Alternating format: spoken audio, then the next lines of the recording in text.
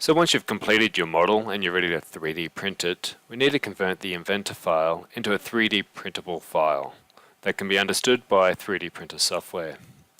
To do that, we simply need to go up to the File menu and choose Export. In the Export menu, we want to make sure we come over to CAD format, which will bring up this new menu here. So we can choose where we're going to save it, making sure that we're putting it in a place where we can find it easily later. We also want to come down to Save As Type and change it into an STL file.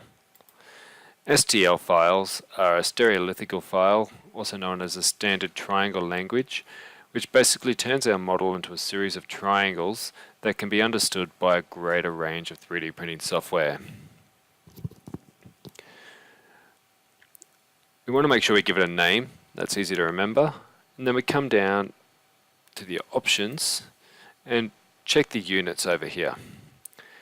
We've been modeling in millimeters, so we need to make sure this matches the millimeters as well.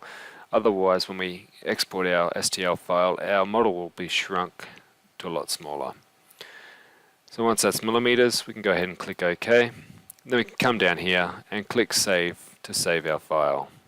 Once that file is saved, we can go to where it's located and double click on it to open it up in the 3D printing software.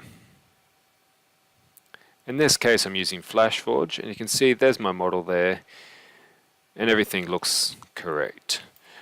I do need to orientate this a little bit better so it prints more successfully, but at least we can have a preview to see that everything exported correctly.